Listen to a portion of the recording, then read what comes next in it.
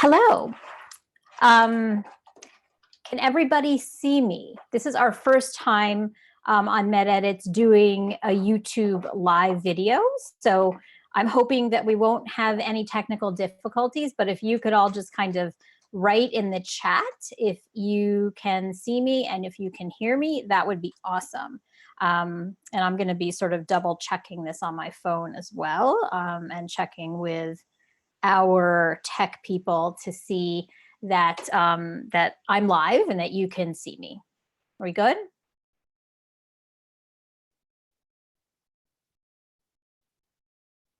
I think there's a little bit of a delay from what I've read and based on watching Khan Academy live chats, which is sort of where I got the inspiration to do this.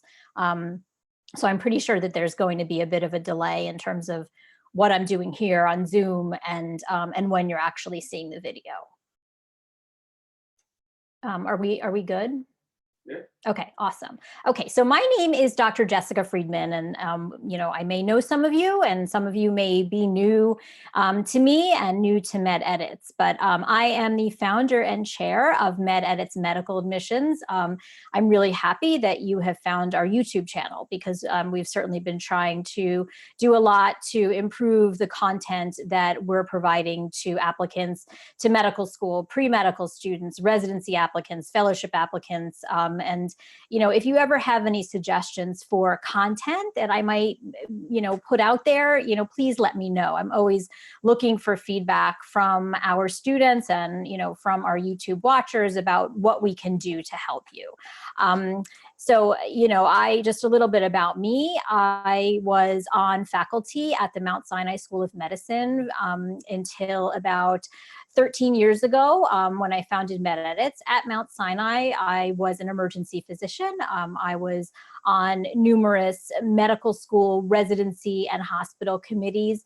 I was on the admissions committee. I was an associate residency director. I also taught medical student courses. I did a lot of things there.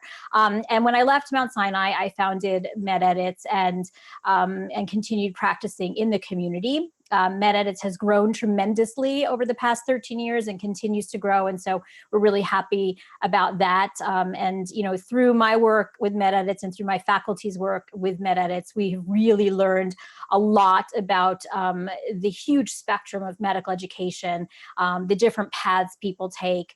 And it has only really helped us to be able to guide different populations of students throughout the process. So I thought it would be a great time to start doing live chats like this because we're all quarantined. I know some states at this point are, you know, sort of loosening up those restrictions. Not so sure that's a great idea, but that's another conversation. You know, but since we're all, you know, kind of at home, I thought this was a great time to try to sort of get a little bit of dialogue going and to be able to answer your questions and to offer you, you know, most likely the support that, you know, you need at this time. Obviously, a lot of college students are home. They're doing online classes. I know my kids are doing distance learning, and that certainly has its challenges. Staying motivated is challenging. And so we're here to help you do that.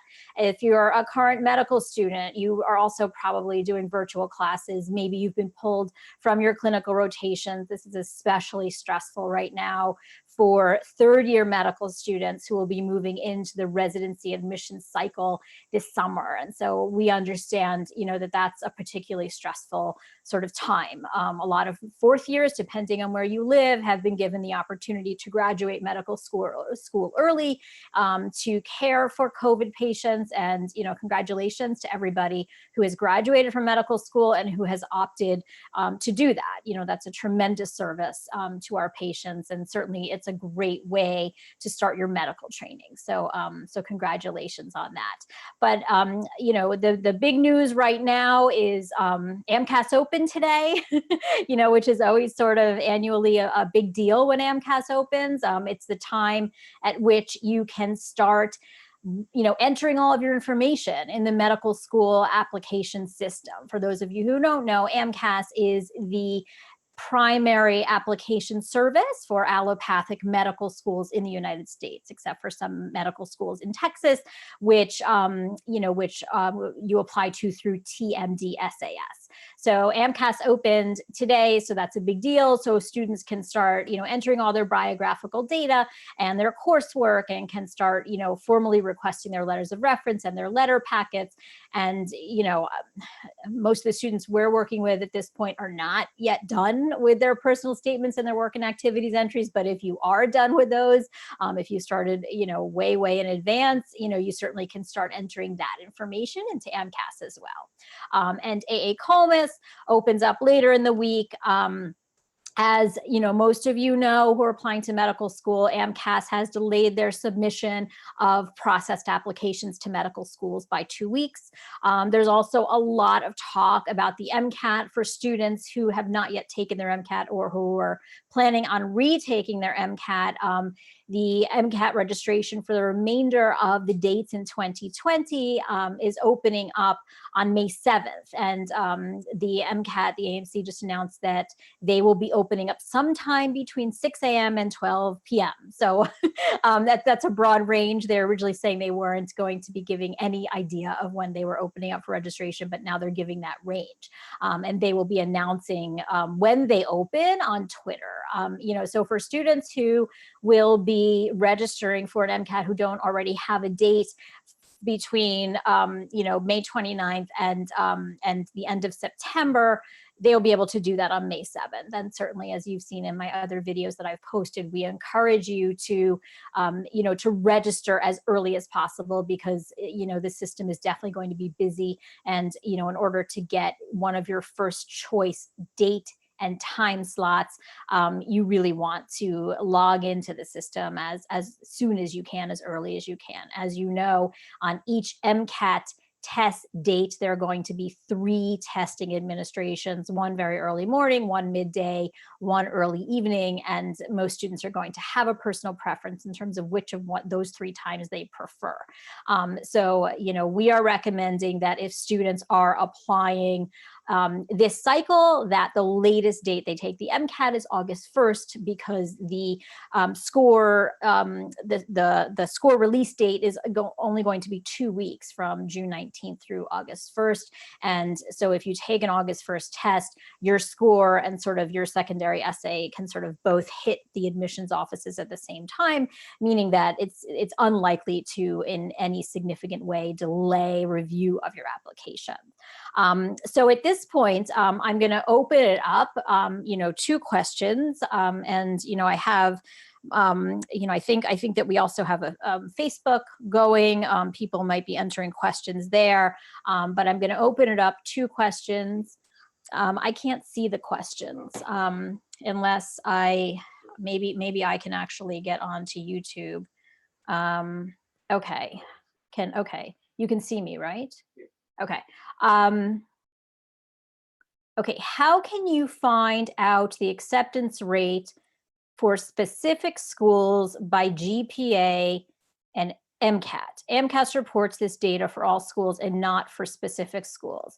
The best way, it's not always so easy to get, you actually can't really get the acceptance rate for specific schools for each range of MCAT and GPA, but you can find out what the average GPA and MCAT is for accepted students at each school. So that really is the closest that you can get. As far as I know, there is no source that that breaks this down according to we accepted 50% of applicants who had MCATs of 517 or above. As far as I know, there's no data that is that school specific. It sort of more becomes, you have to kind of look at what are the average metrics for students who are accepted to any given medical school, and then figure out where you fit within the context of those metrics. So I think if that doesn't make sense, please let me know.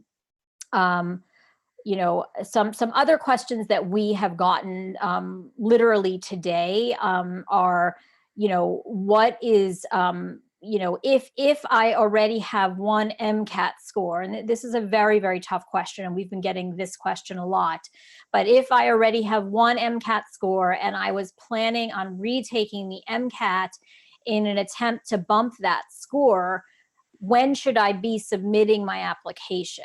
Okay, now different medical schools are going to have different policies on all of this, and you can check for each medical school's updated policies on the MSAR. Okay, so the medical school admissions requirements, it's an online database from the AAMC. I think it costs $26 for the year, something around that. And medical schools, not all medical schools, have updated their policies and their admissions deadlines for this season, but some have. So schools will hopefully be updating that information, especially as we get closer to kind of, the real admission season, so to speak. So, our advice is, let's say you have an MCAT of 507, right? And on the day that you took that exam, you weren't feeling well, and you're fairly confident that you can bump your score, to a 513, 514, something along in that range. So when do you submit your application? So our advice is still submit your application as early as possible. Medical schools will know if you are taking a second MCAT exam. And in past years, traditionally, medical schools would not review your application if they knew that there was a second MCAT score coming in. So we expect that will still be the case this year. Okay, so I still think that if you are taking an MCAT sometime this summer, you should still apply as early as possible. Don't hold back. Again, everybody wants to submit as on the first day possible. Now that Amcas has extended their submission date to medical schools by 2 weeks, I think that safely gives people about 1 week of wiggle room, so to speak. Okay, you don't want to submit your application too much later, because inevitably, as Amcas gets more applications, the processing time for those applications increases. So you still want to get your application in as soon as you can, because you want it to get processed as quickly as possible. And that really becomes the main reason for wanting to submit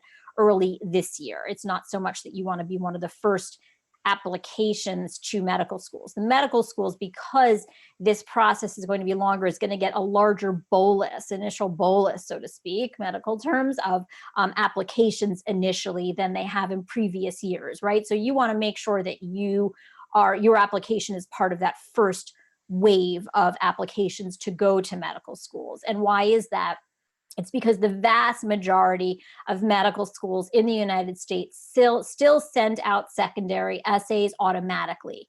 The vast majority of schools do not screen for secondary essays. So you want to be you want to be getting those secondary essays in as quickly as you can, so you can start working on those, right? Most secondary essay prompts do not change from year to year, but every once in a while they do. I also expect that this year more medical schools will be having essays about COVID, either with regards, probably mostly with regards to how did COVID impact your plans. They want to understand, kind of, well, what did you have planned that you weren't able to do, right? Because a lot of students obviously had things planned to boost their candidacies, to get more experiences, and they want to understand what you were not able to do as a result of COVID. So I do think that more medical schools will be having essays about COVID. We know that the osteopathic system, AACOMAS, has already announced that they will be having what they are calling a COVID essay. They have not disclosed, as far as I know, when I last checked, they have not disclosed what exactly that COVID essay is going to be, how long it's going to be, what the prompt is going to be. But as soon as that system opens up later this week, we are going to, be logging into the system to find out what that essay is. And we will, I'll probably post a video about that, to discuss with students how to approach that essay. And obviously an essay like that, we would generally recommend that you approach in a very straightforward fashion and really, just kind of answer the question. Okay, let me see. There's another question here.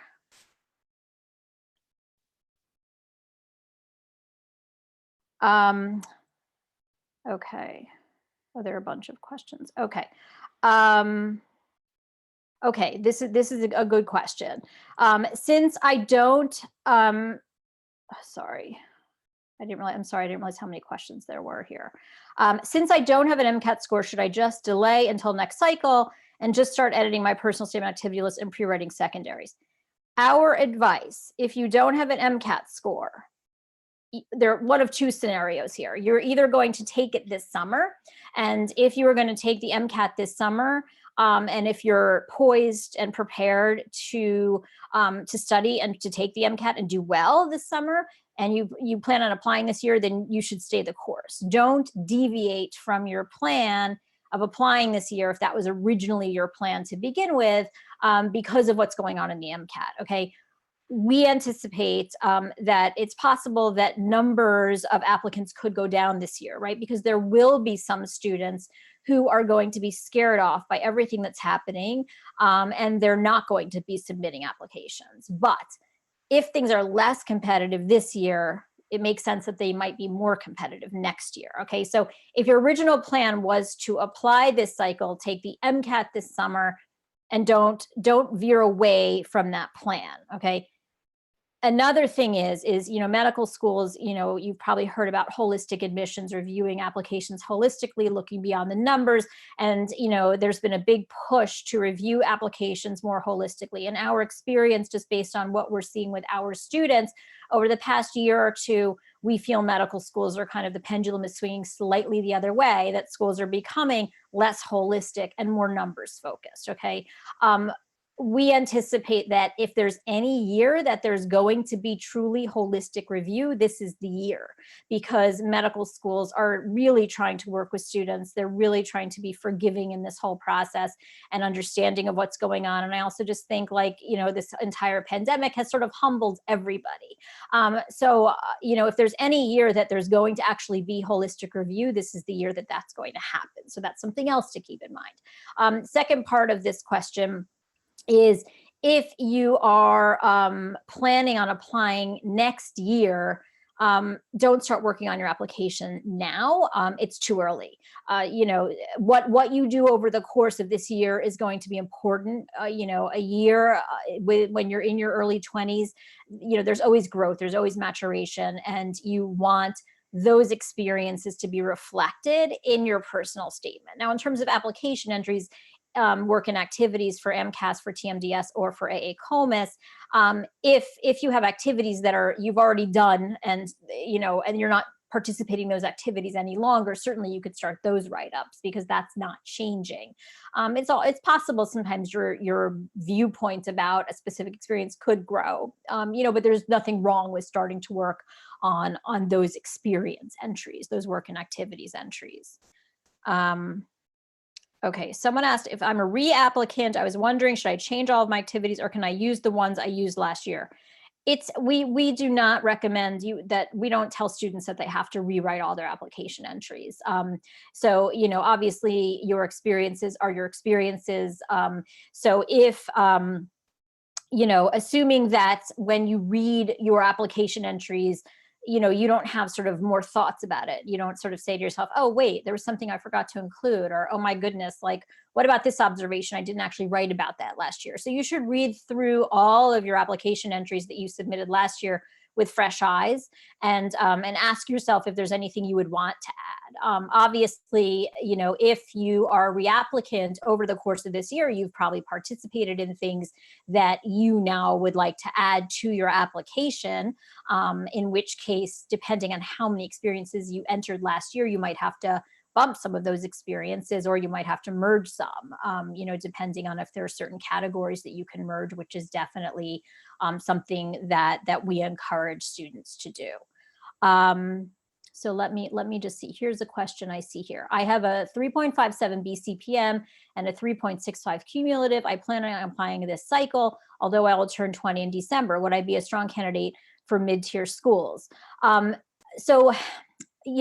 You're never too young to go to medical school. And I assume, Sissy, who wrote this comment, that you're wondering, am I too young, or are medical schools going to be taking me seriously? Now, You know, I'm assuming that if you are planning on applying this cycle, you'll be turning, so you must be graduating from medical school from college next year. So maybe you're graduating when you're 20, maybe you're a year ahead. Certainly you shouldn't let age be a factor that that deters you from applying to medical school. I just spoke with someone who was literally in their mid-teens yesterday, who's finishing up their freshman year of college. So different people have different different time frames. So, a 3.57 BCPM, especially if you have an upward trend, is certainly competitive for allopathic medical schools. A lot's going to depend, obviously, on your MCAT and your experiences and everything else, but your age should not be a deterrent in terms of, that decision making at all. Okay, let me just see. I'm just scrolling through. How forgiving do you think it will be? Okay, yeah. Okay.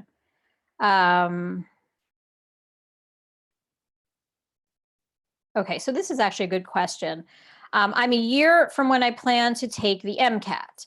As a student athlete, would it be wise to begin my personal statement and other general essays now, or begin MCAT content review? I've completed all the prerequisites. So again, we discourage students from starting the statement too soon because what happens within that year, not only in terms of your actual experiences, but also in terms of just the way you see things and how well you write. A lot changes over a full year. So we discourage students from starting their personal statement too early.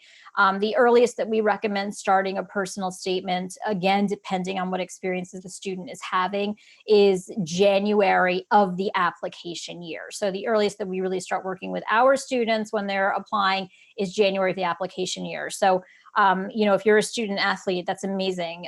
Medical schools love student athletes. Varsity athletics obviously takes a lot of commitment and discipline and all the good stuff that also is required to be a physician, and to be able to be pre-med and to be successful while being a student athlete is, quite impressive.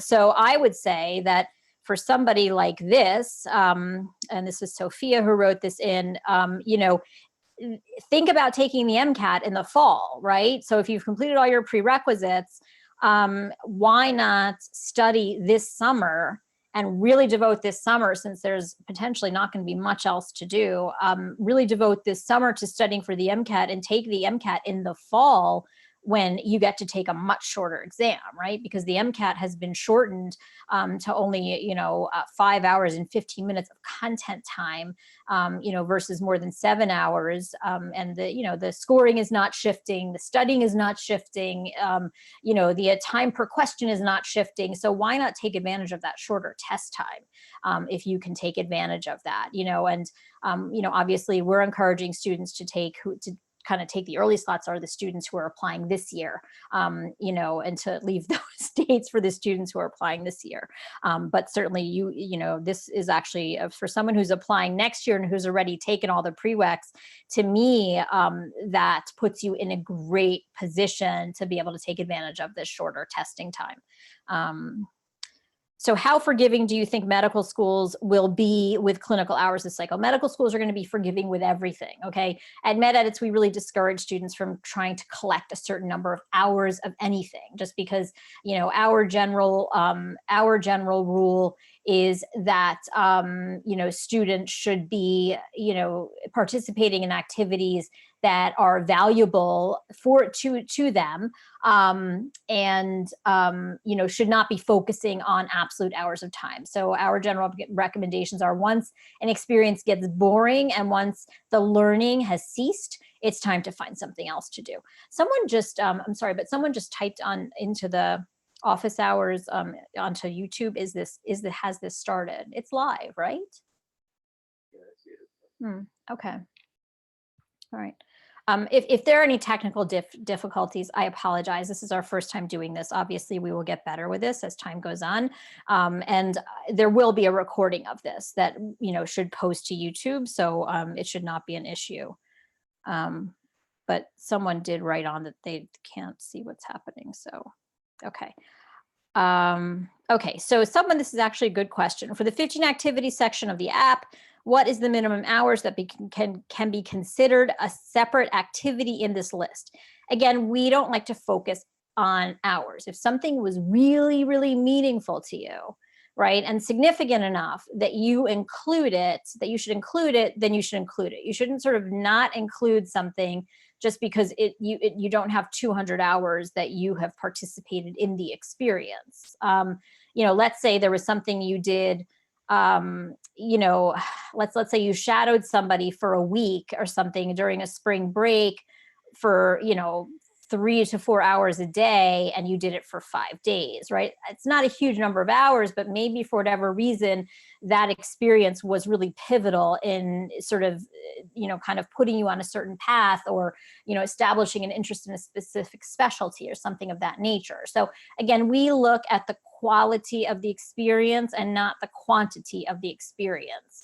However, let's say you have 4 different, shadowing experiences, each was only 4 hours long, then we might have you combine those experiences into one. Focus on quality and kind of what you got out of it more than, the absolute quantity. Okay.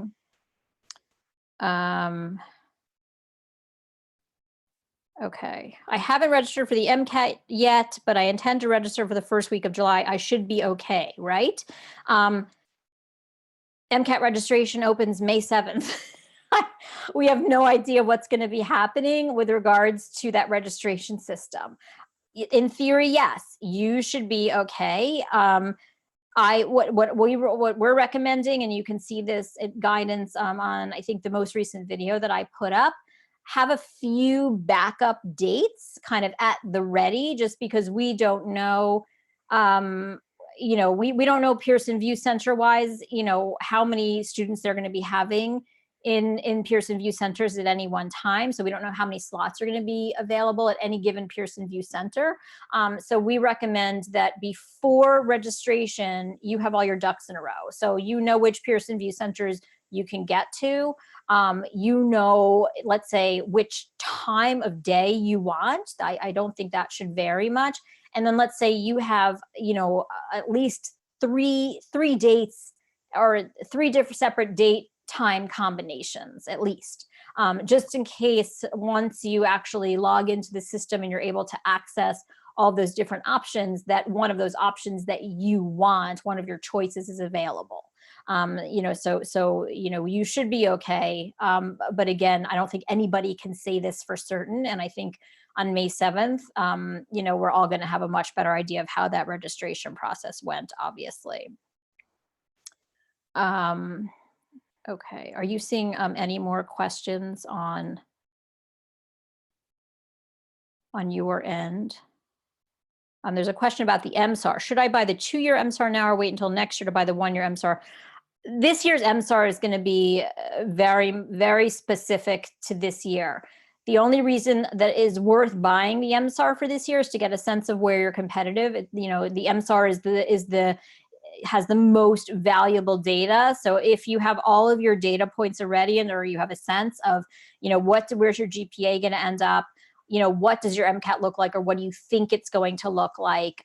You certainly could benefit from having the MSAR. The cost for a 2-year subscription versus a 1-year subscription is not that different. So I think it's actually worth, getting that now, so you kind of have a sense of where you are from a competitive standpoint. Okay. All right, someone is asking again about AA-COMIS and the COVID essay.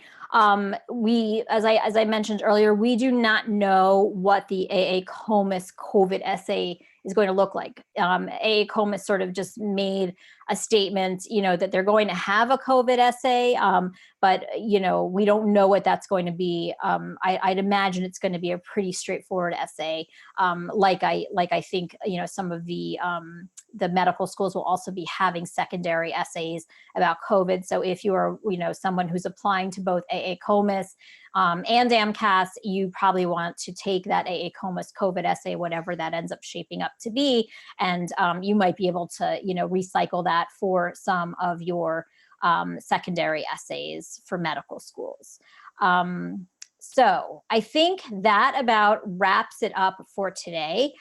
We do plan on doing these on a regular basis and maybe bringing in some of the MedEdits faculty to talk to you as well, so you can meet some of them as well as some guests. But we really want to try to offer support to people during this time. We understand that you're stressed.